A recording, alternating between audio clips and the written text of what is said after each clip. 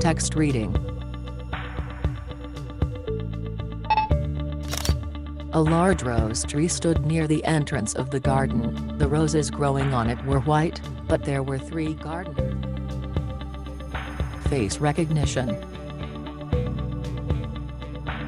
Jane. Money notes detection. $50.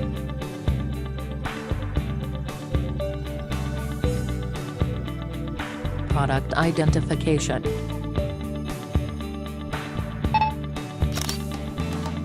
Oatmeal squares cinnamon. Barcode. Sausalito cookies, 7.2 ounce bag.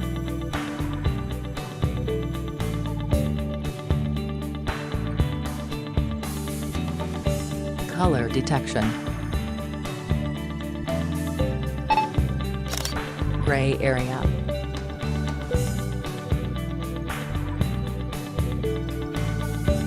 Telling time and date. The time is 6:13 p.m. Today is Wednesday, July 19, 2017.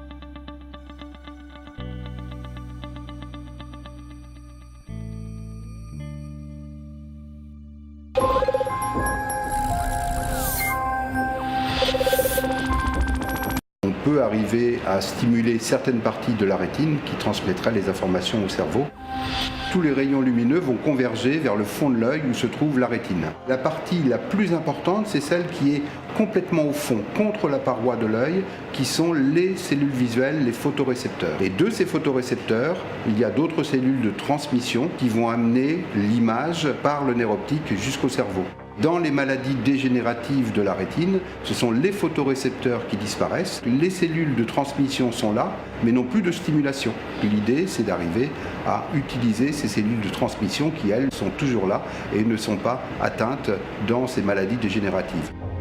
Les personnes qui sont porteuses de rétinopathie pigmentaire ont d'abord des problèmes de vision nocturne, puis un rétrécissement progressif de leur champ de vision qui se rétrécit pour aboutir à un aspect que l'on appelle un tunnel, qui devient de plus en plus étroit jusqu'à éventuellement perdre complètement la vision centrale.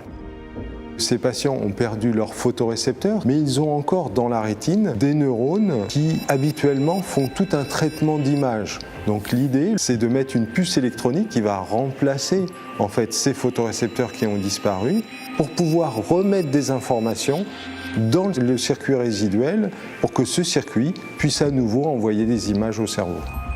Le principe est assez simple finalement. On a une caméra à l'extérieur. Cette image est ensuite traitée par un petit ordinateur qui a la taille d'un smartphone. Ensuite, ce petit ordinateur transfère les signaux qui ont été traités à des électrodes qui sont posées à la surface de la rétine, à l'intérieur de l'œil. Ces électrodes sont en contact avec le nerf optique qui ensuite va transmettre ce signal, qui est un signal à ce moment-là, un signal électrique, directement au cortex visuel qui lui pourra l'analyser.